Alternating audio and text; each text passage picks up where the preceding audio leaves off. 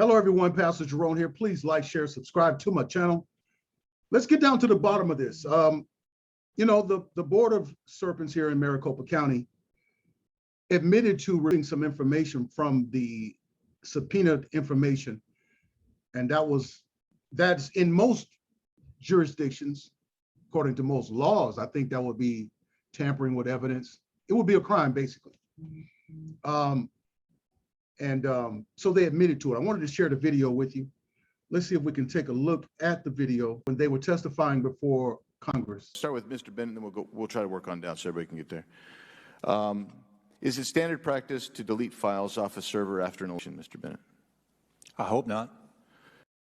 He asked, was it standard practice to delete files? Delete, okay? So, Mr. Gates, will you agree with that? I would say that it is appropriate to maintain files, and that's exactly what we did. We deleted He said we deleted. Now, I had some punk come on my page talk about they never said they deleted. Let's hear it again. He said we deleted. the maintain files, and that's exactly what we did. We deleted the deleted files, and that's exactly what we did. We deleted the deleted files had been discussed. They were archived. The deleted files were discussed with whom, sir? See, this is why y'all got to vote Jerome for Congress. I'm actually running for U.S. Congress out of Arizona. I would love your support. Support me financially. Sow a gift. Send a gift of $25, $100. Help me get to Congress. I want to represent America. I want to represent you, the people. I will vote constitutionally. I will vote morally. I will vote for the will of the people. So here's what they said. They deleted the files. The deleted files had been discussed. They were archived. So you admit that you guys did delete, Maricopa County did delete files off the server after the election? That are archived. That are archived. Who did you discuss this deleting process with the Senate? Did you discuss it with Ken Bennett? Did you discuss it with the Attorney General, with the judge, with the court? With whom did you discuss this? And then why did you wait before the day that you had to turn over the information to the Senate to be audited? Why did you delete it just the day before? Strange. Yeah, and so when you released these servers and this information to the auditors to begin with, they didn't have access to those archived files at first. Is that fair to say? They did not subpoena those. That's correct. Okay, so he said they did not subpoena those. Well, according to the subpoena, it says the machines in all records. So I think that would include. I'm not an attorney. I'm simply a YouTuber who's running for U.S. Congress. I'm a former NFL player. I'm a pastor. I'm an author. I've written books, but I'm not a lawyer. I'm not a lawyer.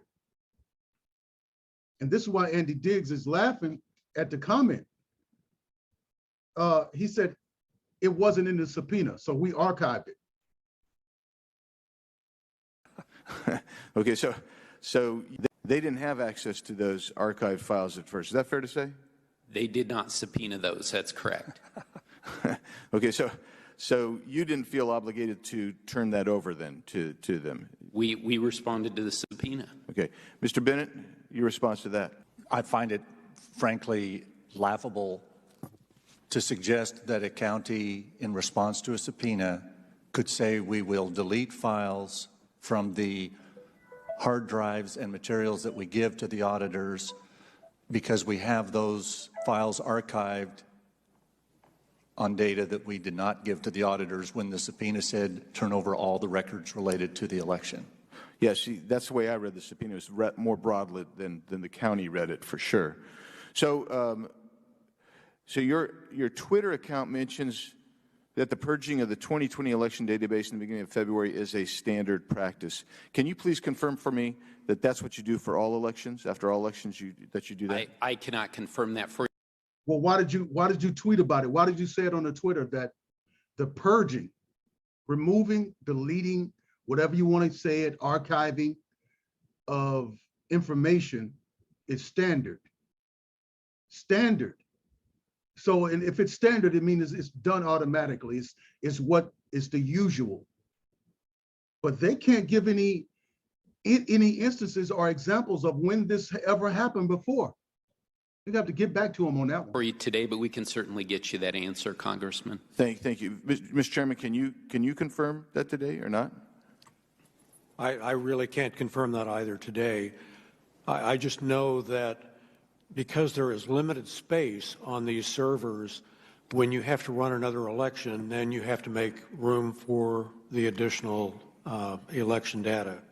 So was there additional? Was there still? Well, let me just rephrase this. If that is the standard practice, which is kind of, I don't think you guys are saying that you know for sure, but the chairman just intimated that that's the case. Can you explain to me why data was still present for prior elections on the databases in and of itself? Yeah, again, I don't have an answer to that question, but we'll certainly get you an answer for it, Congressman. Okay. All right. I would appreciate if you would give me that information. And I do think that it's important that our recorder has suggested that he will be answering every question in a timely fashion. That's the same recorder that campaigned that Adrian Fontes was incompetent and called him a criminal, and he was the guy that was running the 2020 election, and you actually hired someone to oversee Mr. Fontes because you guys didn't trust Mr. Fontes as well. Oh my goodness. Did y'all hear that? You saying that the guy that you replaced Adrian Fontes with, and Adrian Fontes was the one who was running the 2020 situation.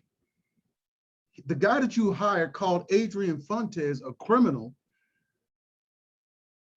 for doing what he did with the 2020 election. And you saying that this is the guy that's going to come in and answer the questions? I love that question. I love it. Someone to oversee Mr. Fontes because you guys didn't trust Mr. Fontes as well. Is that the same guy? Is that the same Stephen Richard? Yeah, I wouldn't put it that. Look at him. Look at Mr. Sellers here. This guy here, man, is a snake. He couldn't open his mouth and answer. That way, exactly. But what we did was we did have statutory and boards, as you know, Congressman, boards of supervisors have responsibility for election day operations, yep. And we took that back so that we. He's a Democrat. You can hear the little lisp in his voice. He's a the snake, that snaky. He's a Democrat. He's the only Democrat on the board, but the rest of them are rhinos. Let's see. Now, with that information, you think that would be enough for Mr. Braun to do something, but let's see what he's doing. Let's see what he's doing. It's Arizona Attorney General Mark Brnovich.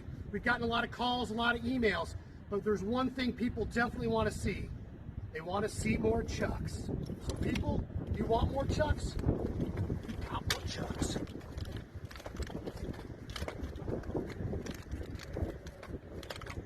That's what he's doing. Also, here's what he's doing here. Let's look up and down his Twitter feed, okay? He's paying attention to what's happening in Washington, but what's happening here in Arizona is national. It's actually international. I also sent a letter to the congressional leadership about a proposed radical IRS. See, that's in Washington. His attention is in Washington. It isn't here in Arizona. He talked about the U.S. Attorney General is testifying before the U.S. House Committee, which is where I will be if you send me to Congress. So all of his attention, the Department of Justice, what are they going to do about Facebook? Facebook admitted to supporting illegals and supporting them coming into the country. So all of this stuff, none of this has to do with Arizona.